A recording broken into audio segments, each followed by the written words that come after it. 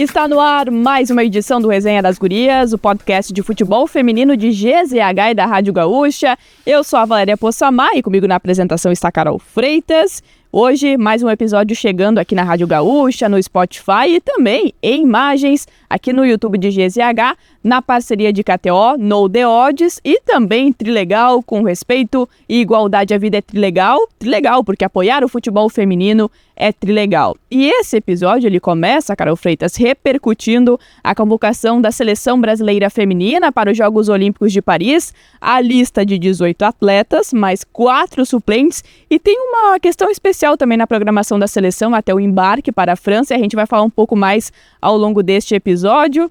Uma lista, como qualquer lista, que normalmente também tem as suas polêmicas, as suas questões, os nomes que foram chamados, as ausências, e a gente vai falar um pouco sobre isso hoje. Pois é, mas eu achei também a lista do Arthur Elias, que teve poucas polêmicas, inclusive na minha opinião, e poucas surpresas, digamos assim, né? Na lista da técnica Pia para a Copa do Mundo, por exemplo, a gente foi duplamente surpreendido. Tivemos a Bárbara e a Mônica na lista final, que não haviam participado do ciclo de nenhuma preparação para a disputa do Mundial e estavam na lista final. Nessa lista do Arthur Elias, todas as 18 meninas convocadas, em algum momento, foram testadas por ele. Ele chegou a ressaltar que ele testou, chamou, convocou muita gente nesse período, pouco mais de 10 meses ali, nem um ano ainda que o Arthur Elias está no comando da seleção brasileira. 10 meses.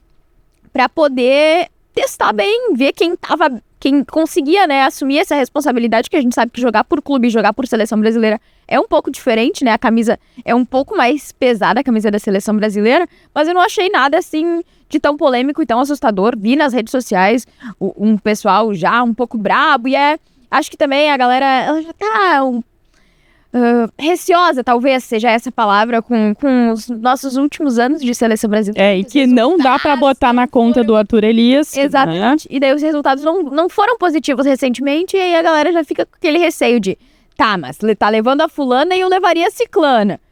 Calma, gente, calma. Eu confio no Arthur Elias. É um técnico vitorioso que conquistou tudo com o Corinthians, então eu sempre acho que vai dar certo. Depois, se der errado, eu me junto ao coro de pessoas que vão soltar uma cornetinha, mas por enquanto eu acho que vai dar tudo certo. Eu acho que a crítica construtiva, quando ela surge, é exatamente para isso, né? Para melhorar. E até, a gente, claro, já tem falado muito sobre isso, mas para quem não acompanhou a lista, eu vou trazer o recorte aqui para a dupla Grenal, porque nós tivemos a Lorena sendo chamada, e a Lorena que vai ser titular também no Gol do Brasil, acho que seria uma surpresa se ela não fosse. Tem a Tainá também, a goleira do América Mineiro. Na sequência, a gente vai passar essa lista também, vai entrar a arte que foi feita por GZH. A gente pode falar por posições, né? É. A Lorena era uma goleira que a gente esperava que fosse convocada. Até falamos em todos os episódios do Resenha que a nossa única certeza entre as 18... Lorena e mais 17. A Lorena estaria na lista, né? A Lorena vai ser a goleira titular da seleção brasileira, obviamente, nos Jogos Olímpicos, a não ser que aconteça uma catástrofe. Muito mas merecido. Até bater aqui nessa madeira. Então, a Lorena era certo. A gente tinha dúvida de quem seria a segunda goleira convocada, porque tínhamos a Luciana, que foi cortada da última Copa do Mundo de uma forma até surpreendente, para que a Bárbara acabasse sendo convocada para a seleção brasileira, mas tínhamos a Tainá, que também foi testada pelo Arthur Elias, é uma goleira que trabalhou com ele no Corinthians, então não é algo que surpreende ele ter optado por ela. Tínhamos a Natasha também, que acabou ficando na lista das 6 que vão participar do período de teste com a seleção brasileira. A Luciana ficou na lista de suplentes. Então não é algo que me surpreenda, assim, o Arthur optar pela Tainá. É uma goleira alta, que ele conhece, então, que é nova também. Então acho que não é nada assim assustador. Eu faria só essa mudança. Eu acho que por tudo que a Luciana já fez na Ferroviária, pelo que a Ferroviária vem apresentando, não só no Campeonato Brasileiro, mas também no Campeonato Paulista, eu acho que nessa oportunidade a Luciana merecia ter sido chamada como principal.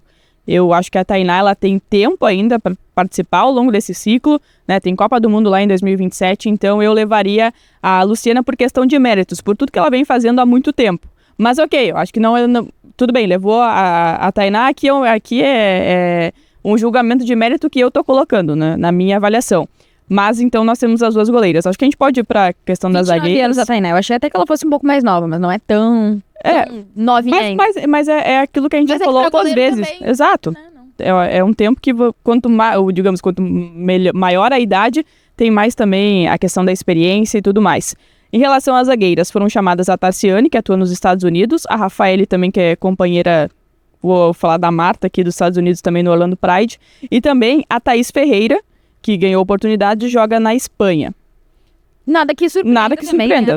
Nomes ok. A Tarciane e a Rafaele, acho que eram zagueiras que a gente já imaginava que estariam. A Tarciane trabalhou muito tempo com o Arthur Elias, foi jogadora da seleção sub-20, então ela passou por todo o ciclo, por todos os processos dentro da seleção brasileira. A Rafaele é uma das defensoras, das jogadoras de confiança do Arthur Elias, então não tinha como não Participou também, né, da última Copa. Participou também, a capitã da seleção brasileira, era meio óbvio que ela estaria. E a Thaís foi uma menina que ganhou mais oportunidade com o Arthur Elias também, né? Ela chegou a ser convocada lá em 2021, depois foi convocada em 2022, mas não teve aquela sequência de convocações. E voltou com o Arthur. E voltou a ser convocada por, aí sim, né, uma convocação atrás da outra com o Arthur Elias. Então ela começou a ganhar oportunidades com ele viu o potencial nela e a chamou. Então eu não acho que nada absurdo também ali na zaga. A gente tem... E eu acho que estamos bem. Eu acho que sim. Acho que tem experiência, tem a capitania da Rafaele... Tem a juventude da Tarciane, que vem muito bem, agora também atuando nos Estados Unidos. Ele colocou a Lauren entre as suplentes, que eu acho que é uma zagueira também promissora, mas a gente tem que lembrar que são só 18 nomes. Se tivesse mais nomes, eu acho que ela estaria entre as chamadas na lista oficial, enfim. Mas eu acho que foi coerente a lista do Arthur nesse sentido. Acho que a Lauren estar entre as suplentes também é positivo. Eu não vejo problemas nem na lista dele das 18, nem na lista dele em relação às suplentes. Acho que estamos bem servidas em ambos. A gente vai falando aqui ao longo da lista oficial e mais as suplentes para a gente ir avaliando. Em relação às laterais, eu acho que aqui é um pouco do que a gente tem de melhor. Antônia, Tamires e Yasmin. Inclusive, eu não tinha tanta certeza que a Yasmin pudesse ser convocada, mas tá muito claro, né? A Yasmin tem do Corinthians, né? E aí são duas, a Yasmin também, a Tamires, as duas jogando na lateral esquerda, mas a Tamires com essa possibilidade de atuar no meio campo, até mesmo de ponta. Mas a temporada da Yasmin, e aí não é só a qualidade no setor defensivo, no setor ofensivo, mas também é uma jogadora da bola parada. São diversas características em uma jogadora só, então essa convocação da Yasmin ela é muito merecida. E acho que é uma jogadora que vinha merecendo oportunidades na seleção já há algum tempo. Acho que ano passado, se eu não me engano, ela foi bala de prata no Brasileirão Feminino também, mas não tinha recebido grandes chances com a... Até porque a concorrência da posição é com a Tamires. Mas a Tamires também, o Arthur chegou a enfatizar isso, né? Que ele tá levando algumas jogadoras que são mais polivalentes mesmo, exatamente por ter uma lista mais escassa e precisar de atletas que vão ter de atuar em outras funções. Talvez na lateral, se tivesse um número maior de jogadoras, repito isso, pudesse levar a Bruninha, né? Pra jogar na lateral também, pra ser uma opção. Então, enfim, acho que seria uma opção mesmo, assim, uma possibilidade, essa palavra, também, se a gente tivesse uma lista maior, mas infelizmente a gente tem uma lista só de 18 meninas, é uma menina que também participou de seleção de base, que também tem vivência com a seleção brasileira, já disputou grandes eventos com a seleção de base, passou pelo internacional também, então é uma menina que eu acredito muito na Bruninha, assim, vejo muito potencial nela, mas gosto de enfatizar que a gente tá falando que são só 18 meninas, né, então, enfim, o Arthur optou por levar menos opções em algumas posições e muito ofensivo. Depois a gente vai chegar estamos chegando no meio campo, né? Mas depois a gente fala sobre as atacantes. Meio campo, Duda Sampaio, do Corinthians, a Yaya do Corinthians e a Ana Vitória, que atua no Atlético de Madrid. Bom, a Duda Sampaio é esse grande pilar do sistema do Arthur. Para mim, a Duda Sampaio é inquestionável. Eu também diria que estaria ela entre as 18 convocadas, porque a Duda não foge da responsabilidade, né? Ela sempre chama a responsabilidade estando atuando pelo Corinthians ou estando atuando pela seleção brasileira. Então, eu sempre falo isso e repito, porque quando acontecer, vocês vão lembrar, em 2027, quando a gente tiver a próxima Copa do Mundo e a Duda Sampaio for peça crucial na primeira conquista do Brasil, vocês vão lembrar que eu falei isso há muitos anos antes de acontecer. E sabe que tem uma coisa que é muito legal de ver o crescimento da Duda, e a gente teve essa possibilidade porque ela atuou no futebol gaúcho, atuou no internacional. A primeira edição do Resenha das Gurias foi gravado com a Duda Sampaio. Né? Ela estava recebendo as primeiras oportunidades. Né? Ainda era um período fora do Brasil. Eu lembro na Noruega, se eu não estou enganada, a gente lembra do fuso. A Duda nos atendeu nesse período da seleção, assim, até foi um pouco mais corrido, mas quem quiser resgatar, é o primeiro episódio com a Duda Sampaio, do Resenha, e é muito bacana ver isso, assim, porque a gente já sabia da qualidade dela, depois teve a saída para o Corinthians, e a Duda ela oscilou até se tornar titular mesmo do time do Corinthians, se tornou essa peça fundamental na equipe do Arthur Elias nesse momento na seleção, então é muito bacana ver todo esse crescimento da Duda. Então, só para deixar esse elemento também. E a Duda que também sempre foi muito, muito, muito humilde, né? De conversar muito, muito com a gente. Todos os momentos a gente já pediu milhares de entrevistas com a Duda quando ela estava por aqui. Aconteceu mesmo com a Priscila, que ficou na lista de suplentes. Então, isso é uma coisa que o torcedor às vezes não sabe, porque não chega até ele, mas que eu acho que vale enfatizar que são craques. Essas duas que eu tô citando como exemplos positivos, assim, de meninas que estão aqui e que sempre se disponibilizaram para conversar com a gente, para falar não só com a gente, porque quando elas estão conversando com a gente, elas estão conversando com o torcedor, na verdade, né? A gente tá só para fazer essa ponte entre uma coisa e outra. Então, torço muito pelo sucesso de ambas, especialmente por conta da personalidade mesmo. Mas a convocação da Ana Vitória, eu vi bastante gente eu queria até entrar nesse ponto, né? Porque sociais e tudo mais, especialmente por conta da Angelina também. A Angelina foi, né, colocada na condição de suplente para essa convocação.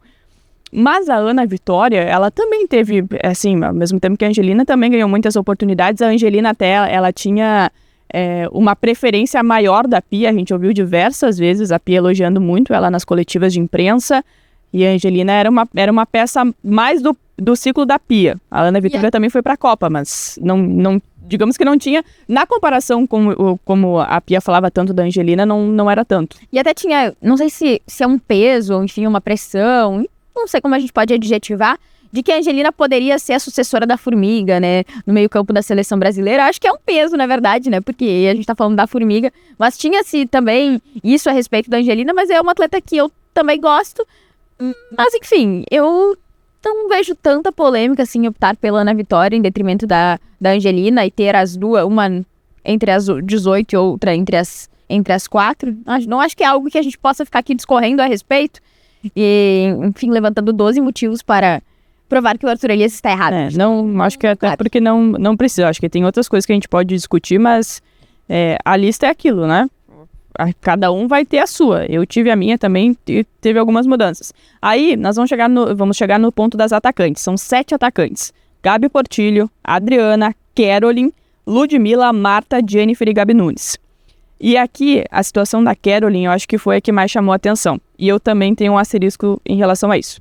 Ela foi eleita a melhor atleta da última temporada da Liga Norte-Americana, só que ela vem de uma recuperação de ligamento cruzado anterior. 8º mês, o Arthur Elias falou, né, de recuperação. Ela não atuou ainda, não voltou, né, em uma partida oficial.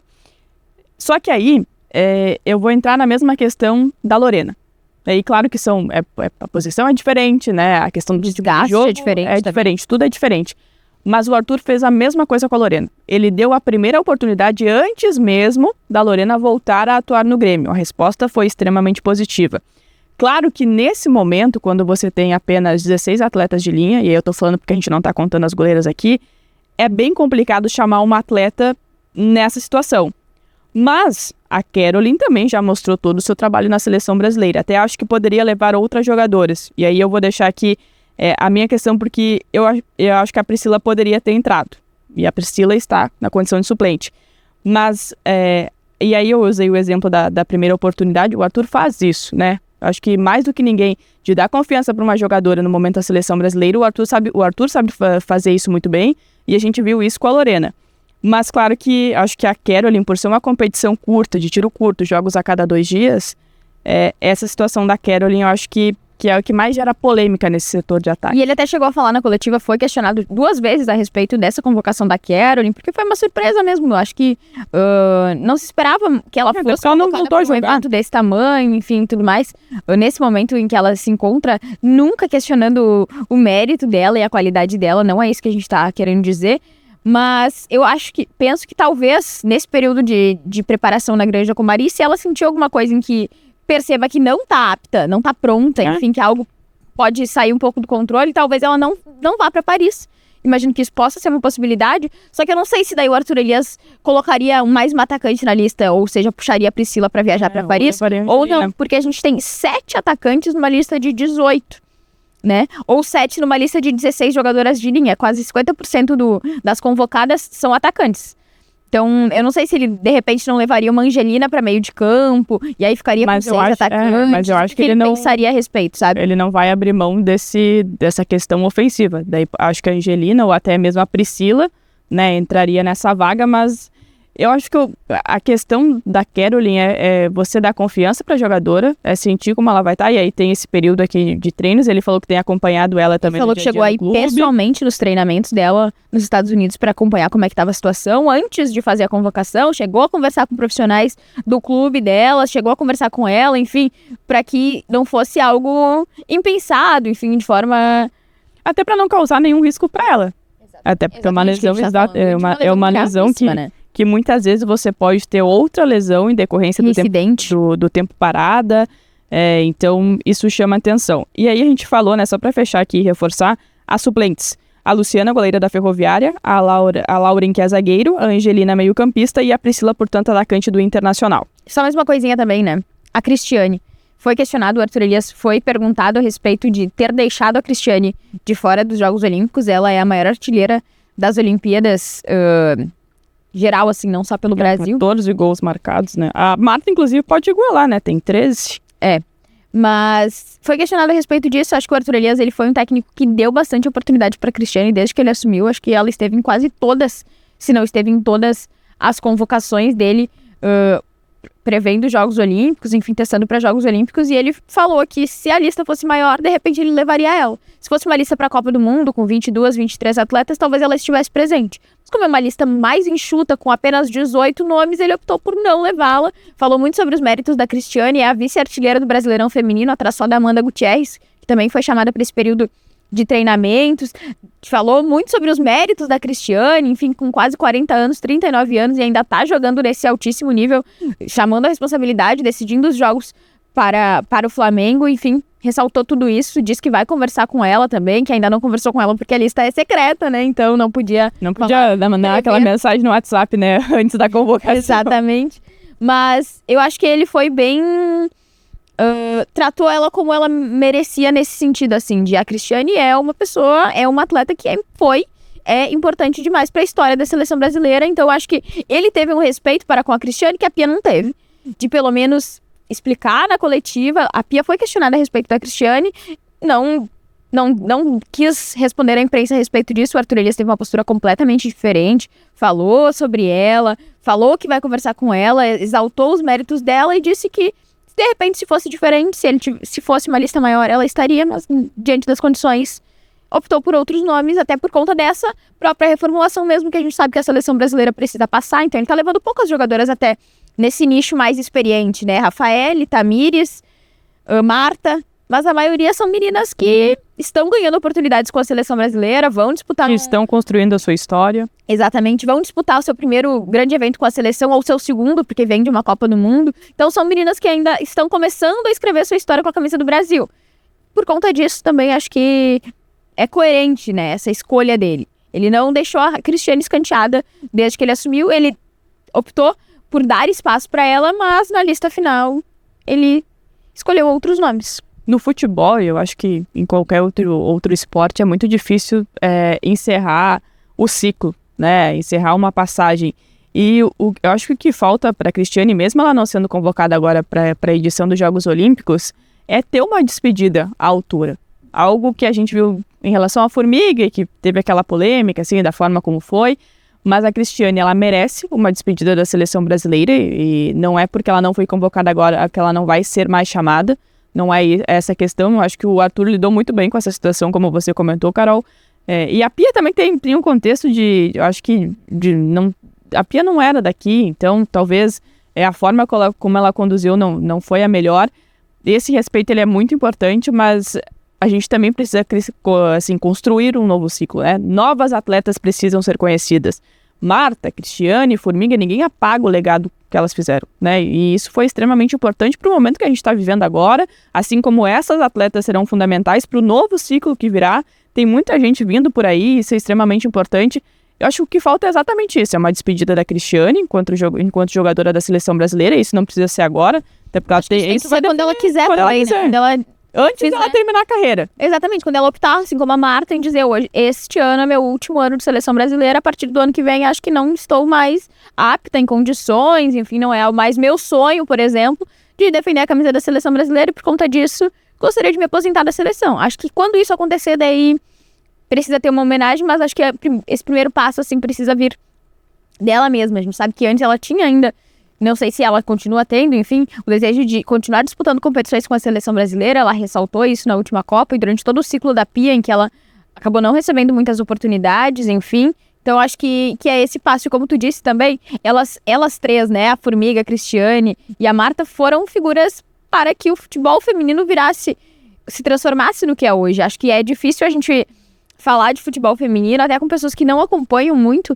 e esses três nomes não aparecerem na discussão, porque são figuras desbravadoras, talvez, que ninguém vai apagar, né? Exatamente. Ninguém jamais vai esquecer, especialmente esses três nomes, mas a nossa colega, inclusive, a Heloíse Bordim, ela fez um conteúdo recentemente, que é produtora também da RBS TV, do GRS, sobre entender novos nomes, conhecer novos nomes da dupla Grenal, né? Da dupla Grenal, da seleção brasileira, do futebol feminino em geral. E eu acho que é esse passo que a gente precisa dar. E talvez a Olimpíada, assim como a Copa do Mundo Feminina, as duas competições, elas estão dando estes primeiros passos, né? Para que a gente conheça outras jogadoras, para que a gente tenha a familiaridade de conhecer essas novas atletas. O futebol feminino gaúcho viu muitas delas, né? A gente falou do Duda Sampaio, a gente tá vendo a Priscila, tá vendo a Lorena que vai. Falamos da Bruninha. A Letícia Monteiro, que tá indo também agora pela primeira vez em uma logística um pouco mais diferente, mas vai participar do treino, da rotina de atividades da seleção lá na Granja Comari, no Rio de Janeiro. Mas esse é o passo que a gente precisa dar, né? De conhecer novas jogadoras, até para que lá em 2027, quando tivermos aqui a Copa do Mundo no Brasil, porque são essas figurinhas de agora que a gente vai ver lá também, e novas, aliás, muita coisa virá. Então, acho que essa mudança de página, essa construção de um novo ciclo, e que deve ser, inclusive, a última competição da Marta, eu acho que para a Marta tem sido muito difícil isso, né? A gente viu, poderia ser a última Copa, 2027 já deu uma mexida, mas eu acredito que não vai ser, que a Marta vai participar de uma outra forma, e claro, né? Acho que a Copa no Brasil é para coroar tudo que elas fizeram, não só de luta, não só de qualidade, de trabalho dentro de campo, como profissional, como pessoa, em relação à modalidade aqui no Brasil, no mundo todo, mas são outras formas de participar, né? E eu acho que a CBF também ela pode abrir esse espaço para essas jogadoras. Eu acredito que vai fazer, né? A gente tem uma Cris Gambaré agora como diretora, acho que coordenadora de seleções femininas, não sei bem certo como é que é o nome da função dela, mas a gente tem a Cris Gambaré tá ali, ao lado do Arthur Elias, ali nas coisas e organizando tudo, então eu acho que a homenagem que ela fez pra Grazi quando ela estava no Corinthians representa que me deixa bem tranquila em relação ao que será feito com a Marta, quando a Marta disser. A Marta afirmou que essa temporada é a última dela defendendo a camisa da seleção brasileira, então para que quando esse ciclo se encerre, a Marta receba tudo que ela merece e em 2027 a gente possa contar com ela, não dentro de campo, mas como uma figura que representa a seleção brasileira e tudo que ela conquistou. Uma chefe de delegação, tem muita Exatamente, coisa, tem muita opção, eu acho que isso vai ser bem feito. Tô bem tranquila a respeito disso. Com Cris Gambaré, eu confio total. Bom, a gente falou sobre essa lista, né, e até falando um pouquinho sobre essa programação da seleção, então, a partir do dia 4, a seleção brasileira se reúne todo esse grupo lá na Granja Comari, em Teresópolis, no Rio de Janeiro. O embarque para a França será no dia 17, aí a seleção fica em Bordeaux para essa preparação, e a estreia no dia 25 de julho contra a Nigéria. A gente vai falar na sequência sobre os grupos. Mas o técnico Arthur Elias chamou outras jogadoras também para fazer essa parte, né, até pensando no pós-Olimpíada. Então a Letícia Monteiro, que a gente inclusive falou nela semana passada, né, sobre a importância da Letícia Monteiro no elenco das Gurias Coloradas, como ela tem se destacado. Eu achei muito bacana essa oportunidade para a Letícia e para tantas outras jogadoras que a gente viu, que até mesmo não receberam oportunidade ainda com o Arthur, mas é um trabalho que tu vê, que a gente está vendo que ele está pensando agora, né, e precisa pensar agora, pensar nos resultados, mas também a longo prazo. Então, eu gostei muito da iniciativa. Desses 6 nomes, eu só achei que, como ele deu oportunidade para meninas que ele ainda não tinha convocado, né? Ele convocou a Vitória Calhau, do Cruzeiro. Amanda Gutierrez. Só que então, já que ele optou por 6 nomes diferentes, assim, eu teria levado a Isa Haas, de repente, ao invés da Vitória Calhau, porque acho que a Isa a Marisa, do Corinthians. Ou ao invés da própria Marisa, porque acho que a Isa Haas é uma zagueira que vem sendo regular há algumas temporadas. Ela vem atuou até em funções que não eram a dela recentemente, né? Quando a Sorriso ainda estava no Inter e ela atuava como volante para conquistar uma vaga entre as titulares. Sempre foi muito regular a Isa Haas. Então eu acho que ela é uma das melhores zagueiras que a gente tem no Brasil e tá faltando essa oportunidade pra ela. Eu sei que o Arthur Elias, ele tá dando oportunidade pra muita gente que atua no Brasil, e essa é uma das grandes qualidades pra mim dele, que ele conhece muito bem as atletas que estão aqui, então ele oportuniza, a gente vê isso na lista dele, a gente vê isso na lista de suplentes, vemos na lista de 6 meninas chamadas só pro período de treinos, mas meu único asterisco seria esse, assim, que talvez eu, se fosse treinadora, chamaria a Isa Haas ao invés da Vitória Calhau. E até a Laís Estevam, também do Palmeiras, foi chamada para esse período, então são 6 atletas que vão estar com a seleção neste período de treino, do dia 4 até o dia 17, lá na Granja Comari. Para a gente falar um pouquinho sobre os grupos, e eu pensei muito essa semana no que a Duda Luizelli, que foi nossa comentarista, participou conosco durante as edições do Resenha das Gurias na Copa do Mundo Feminina, no ano passado, que a Olimpíada talvez pudesse ser a chance, não vou dizer mais fácil, mas menos difícil. Dentro do modelo do Brasil voltar a conquistar um título importante, uma medalha importante, melhor dizendo, nesse caso. Bom, só que aí, quando a gente olha para os grupos, né, são 12 seleções divididas em 4 grupos de 3, nós temos lá no grupo A, vou começar pelo grupo A para depois falar do grupo da seleção. Tem França, Colômbia, Canadá e também Nova Zelândia. A gente viu um pouco dessas seleções, né, durante a Copa do Mundo Feminina. Especialmente a França, né? Aquele gol maravilhoso que a gente tomou. Aqui eu lembrar. Ok. No grupo B, Estados Unidos, Zâmbia, Alemanha e Austrália. Austrália que fez uma bela campanha também como anfitriã no ano passado na Copa do Mundo Feminina. E aí vem o grupo do Brasil, que tem nada mais, nada menos. A Nigéria na estreia, depois tem Espanha e também tem Japão e depois Espanha. E nós estamos aqui dentro de nada mais de um grupo que tem a atual campeã mundial, o Japão, que vem fazendo por diversas vezes, né, campanhas importantes dentro da Copa do Mundo Feminina, e a própria Nigéria também. O futebol africano tem crescido muito nos últimos anos, então me preocupa muito. Não me preocupa, sabe por quê? Porque na Copa do Mundo a gente só precisava fazer um gol na Jamaica e a gente não conseguiu. Olha, eu espero que não seja por falta de gols nesse ano. E assim, na Copa do Mundo parecia muito palpável a nossa classificação, parecia muito fácil, assim, fácil entre aspas, né? Parecia muito ok. E a gente não conquistou, e eu boto muito a culpa disso na própria Pia mesmo, todo mundo sabe disso, porque eu não escondo de jeito nenhum. Então no Arthur Elias eu confio. Eu acho que a gente tem um grupo bem difícil pela frente, não vai ser fácil nenhum desses jogos aí, mas eu confio totalmente de que um técnico vitorioso como o Arthur Elias, que conhece muito bem as atletas que tá levando, que eu acho que ele deve ter, no vídeo da CBF, até parece que ele está com olheiras, deve ter dormido muito pouco nesses últimos dias, pensando em o que ele fará nesses 3 primeiros jogos da fase de grupos das Olimpíadas, porque ele prometeu que a gente vai voltar com uma medalha de Paris. Então eu tô confiantíssima, eu acredito muito na palavra de Arthur Elias. Ele falou que a gente vai voltar com medalha, vamos voltar com medalha. Tá tranquilo pra mim. O trabalho do Arthur, ele fala por si só. E até assim, pra quem tá nos acompanhando, né, a gente esteve cobrindo as decisões da dupla Grenal aqui contra o Corinthians, e a gente viu, né, especialmente o duelo mais recente no ano passado na Libertadores Feminina, aquele embate muito forte do Corinthians contra o Internacional. Então, conhecemos o trabalho do Arthur. E até em termos de critério de classificação, eu acho que não tem como não passar da primeira fase, né? São as 2 melhores de cada chave, mas mais as 2 melhores terceiras colocadas. Então, vamos na primeira fase. Estaremos. Por favor, né? Primeira fase, eu acho que um chaveamento só depois disso. Mas aí a gente mas pensa quem quer medalhar não pode ficar escolhendo adversário também, não. Então. E quem sabe, né, voltar com esse ouro que seria inédito lá de Paris. O bronze já tá feliz. Mas se for o ouro, vai ser um pouco melhor. E para pontuar, né, nós estamos falando de um trabalho de 10 meses. O ciclo, ele foi extremamente curto da Copa do Mundo Feminina para agora. E não é que eu tô passando o pano antes de começar a competição, muito longe disso. A gente tá aqui para destacar muito o trabalho do Arthur, porque ele tem méritos por isso, pelo que ele fez no Corinthians.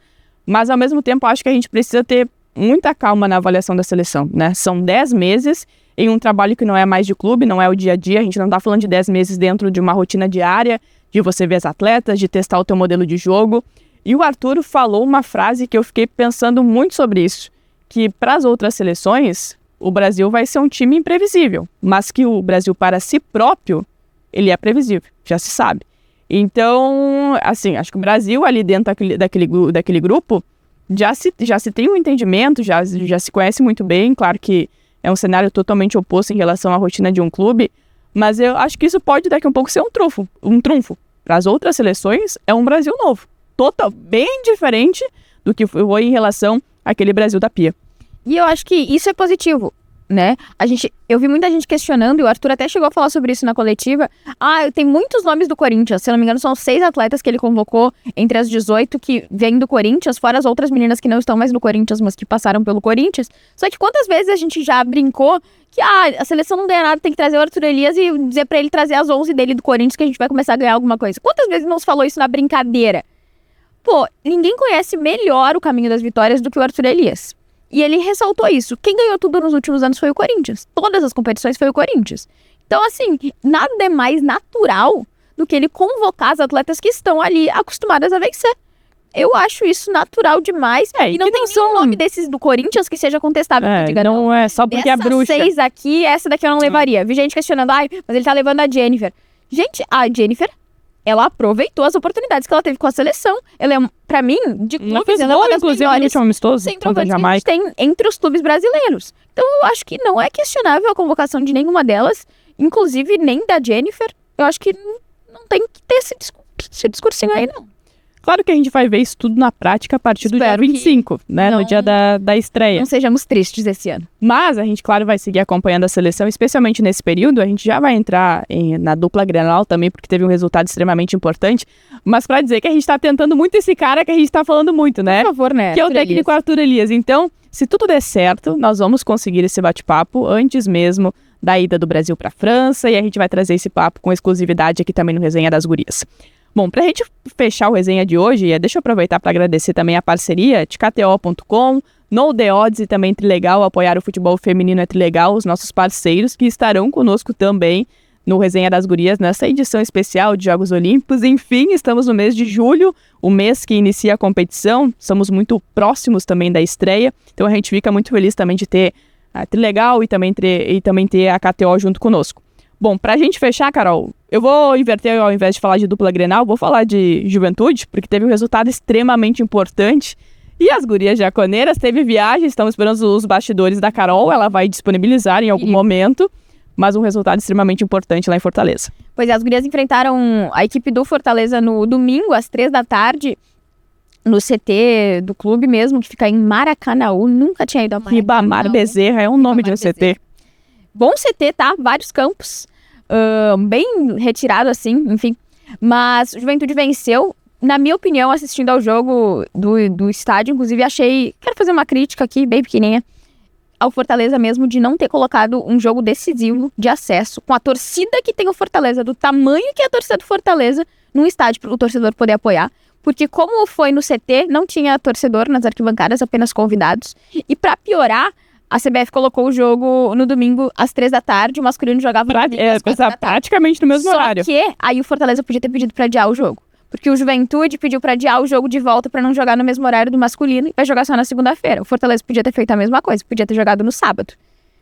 No Presidente Vargas, no domingo não podia jogar no Presidente Vargas porque tinha Floresta e Caxias, mas no sábado podia ter jogado lá, ou até na segunda-feira. Então acho que isso é bem deprimente, assim, num jogo decisivo, uma camisa do tamanho da camisa do Fortaleza, o torcedor não poder se fazer presente. Sim, acho que isso faria muita diferença para elas, mas, como a gente tá falando de Rio Grande do Sul, foi positivo nesse aspecto, que não teve pressão da torcida com as gurias jaconeiras. O Juventude, na minha opinião, foi muito superior ao Fortaleza durante o jogo. Venceu por 1-0 no finalzinho, depois dos 41 minutos do segundo tempo, com um gol da Thalita de cabeça. Depois de um lançamento da Carol, a goleira se atrapalhou um pouquinho, mas daí é problema da goleira.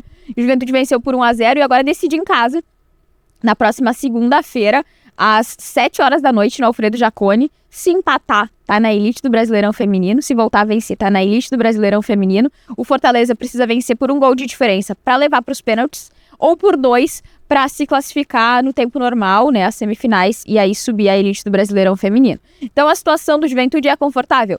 Não muito, porque a gente tá falando de mata-mata, então quem errar se estrepa, mas o resultado foi muito positivo fora de casa. O Juventude tá um passo de disputar a Série A1. Literalmente, um passo. Exatamente, a Série A1 no ano que vem. E aí, Valéria Poçamai, a gente pode ter 3 times gaúchos na elite do Brasileirão Feminino e ser o segundo estado com mais representantes.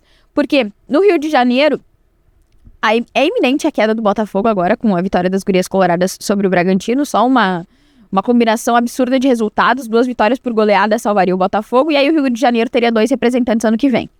Minas Gerais, que tinha 13 esse ano, também perde 1 porque o Atlético Mineiro já caiu. Verdade. Então, o estado com mais representantes segue sendo São Paulo, de forma imbatível, né? Tem Eu acho que o Santos também esse ano vai, né? E o Santos vai, mas mesmo assim segue, né? De forma absurda ali com muitos representantes. E aí o Rio Grande do Sul seria o segundo estado com mais representantes no Brasileirão Feminino. Estamos chegando. Pô, feito, tá? Um marco histórico, estou torcendo pra isso. Falei muitas vezes que não queria cobrir a Série A2 no ano que vem, acho que estamos caminhando pra isso, pra não cobrir a Série A2 ano que vem. Teve 2 imagens nesse cenário aí que a gente acompanhou do Juventude, que primeiro aqui, a gente fala muito sobre o Juventude e eu acho que vale elogiar, né? As 2 delegações viajaram em voo fretado pra essa partida contra o Fortaleza. O masculino também enfrentava a mesma equipe naquele final de semana.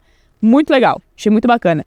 E a gente nunca viu isso na dupla Grenal, por exemplo. Então olha, temos um exemplo aí. E é também uma iniciativa que tudo precisa dar certo, claro, né? Precisa ter a iniciativa do clube para que esse voo seja fretado e as 2 equipes, né? E o feminino seja convidado para viajar no voo fretado também. Mas também precisa coincidir tudo certo, né? De os 2 jogos serem no mesmo final de semana, serem na mesma cidade, contra o mesmo adversário. Acabou dando tudo certo. E acho que até a Renata, coordenadora do Juventude, me perguntou: isso já aconteceu antes no futebol brasileiro? Eu falei: eu acho que não.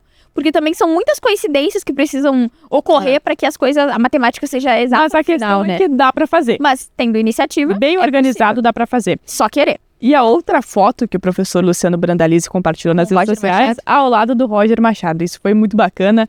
Para quem quiser acompanhar também, está nas redes sociais, ali mostrando a tática, eu acho isso muito bacana mesmo. Então representa, eu acho que a ação toda, claro que tem o destino ali ajudando, tá tudo certo.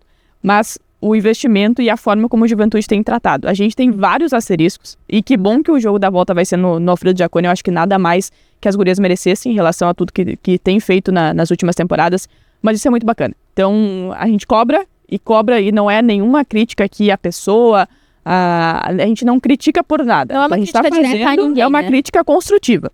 E para que o clube entenda isso. Então, achei muito bacana o que aconteceu. E até, né, alguns bastidores do Juventude convidou algumas pessoas da imprensa pra viajar junto no voo fretado. Eu viajei junto no voo fretado. E acho que uma das coisas legais, assim, que a gente pôde presenciar era atletas e profissionais da comissão técnica do Juventude perguntando: vocês jogam... Não sabiam muito bem qual era a partida que as gurias iam disputar, mas estavam interessados em saber. Vocês jogam contra quem, valendo o quê e tal. Então, acho que isso é uma iniciativa que o clube pode ter também na partida de volta, né? O Juventude enfrenta o Grêmio no domingo, mas na segunda-feira não joga, então provavelmente vai estar de folga. De trazer essas grandes figuras do time masculino, o próprio Nenê, por exemplo, para gravar um vídeo, chamar a torcida para ir pro estádio assistir o jogo das meninas, ou até convidar o Nenê para estar no Alfredo Jaconi prestigiando a partida, Lucas Barbosa, Alan Rusch. Pega o elenco todo e leva. Exatamente, o professor Roger Machado. Então acho que são pequenas pontes, assim, que em momentos como esses são possíveis de serem realizadas. E acho que fica o nosso parabéns. Juventude também. Enquanto eu criticava o Fortaleza mentalmente lá no CT assistindo a partida, eu pensava em algumas coisas. O Fortaleza é um time muito grande. E faz alguns anos que está lutando para sair da Série A2. E no ano que vem a gente vai ter uma Série A2 complicadíssima. Porque a gente viu o Vasco subindo para a elite do Brasileirão Feminino. E a gente tá vendo cair times com um peso bem grande, né? O Atlético Mineiro já caiu, mas o Santos tá na porta do rebaixamento, o Botafogo tá na porta do rebaixamento. Então, o Avaí Kinderman, que tinha muita tradição com o seu Salésio, mas infelizmente, né, foi sucateado o departamento depois do falecimento dele. Então, ano que vem a gente vai ter uma Série A2 muito, muito, muito, muito forte.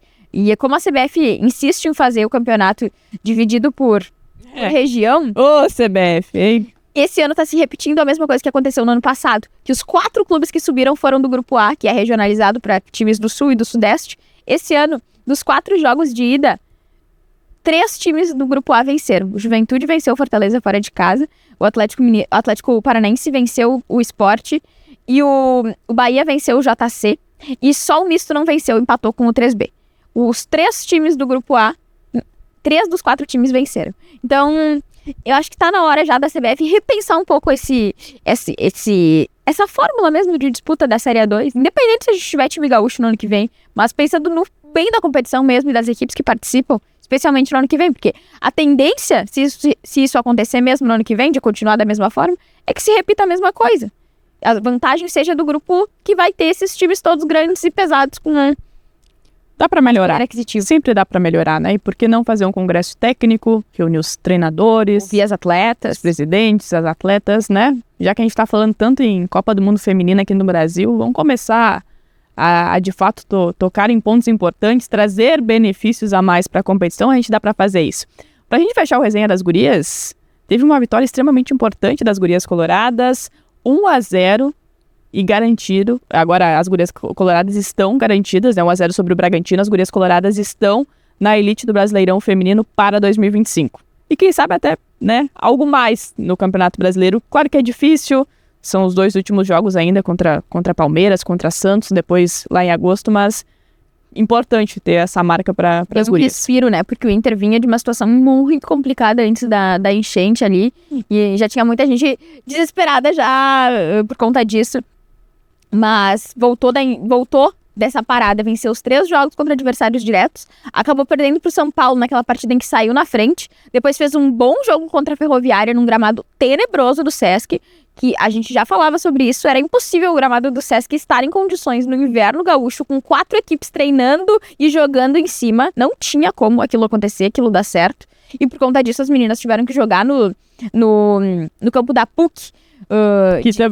Que teve uma cena muito engraçada, eu vou falar na sequência. Tiveram que jogar no campo da PUC, venceram o Bragantino com gol da Catrine de falta, mas dá um respiro, né, pro Inter, que depois dessa parada entrou em campo 5 vezes, só perdeu um jogo. 5 vezes ou 6 vezes? 5 vezes, né? Não, 6 vezes. 6 vezes. A matemática, ela tá meio fraca, mas foi Atlético Mineiro, Avaí, Kinderman e Botafogo, venceu os 3 jogos, daí perdeu pro São Paulo, empatou com a Ferroviária e ganhou do Bragantino. Foram 6 jogos. Em 6 jogos o Inter só perdeu uma vez.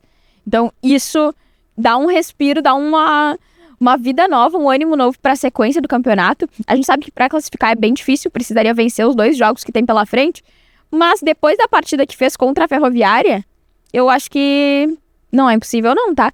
Porque provavelmente na última rodada o Inter enfrente um Santos que já tá rebaixado. Praticamente, é bem difícil. E aí vai depender muito de qual Palmeiras o Inter vai enfrentar. Se vai ser aquele Palmeiras que goleou o São Paulo, ou se vai ser aquele Palmeiras que perdeu pro Fluminense. Eu acho que foi pro Fluminense que o Palmeiras perdeu. Qual vai ser a versão Palmeiras? Dependendo da versão, dá pra classificar ainda. E até sobre o campo da PUC, que também não estava, né, lá dos melhores, mas, enfim, o Sesc é que tem a responsabilidade de ter essas partidas, né? Agora teremos esse tempo sem jogos, então que o gramado ele volte melhor, até porque se o Inter está jogando na condição de mandante, ele precisa fazer isso valer, né? E a gente já ouviu aqui do técnico Jorge Barcelos, que é um Inter, e da forma como ele joga, que prioriza ter a posse da bola. Não tem como ter a posse da bola jogando num campo em que você não consegue, sei lá, trocar 2, 3 passes.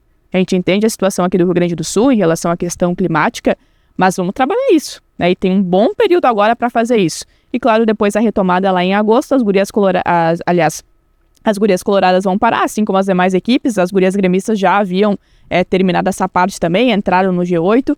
Então a gente vai ter, depois da Olimpíada, muitas emoções ainda no Campeonato Brasileiro Feminino. Quem sabe, né? As 2 equipes avançando para o mata-mata, depois tem muita coisa pela frente. Mas é só essa edição que vai ficando por aqui para a gente repercutir um pouco sobre essa lista. Vem muita coisa sobre a Seleção Brasileira Feminina nos próximos dias, especialmente esse mês de julho também, em agosto, para falarmos da participação da seleção nos Jogos Olímpicos de Paris. Nós vamos ficando por aqui nessa edição, mas a gente volta na próxima semana, Carol. Beijo, Esgu!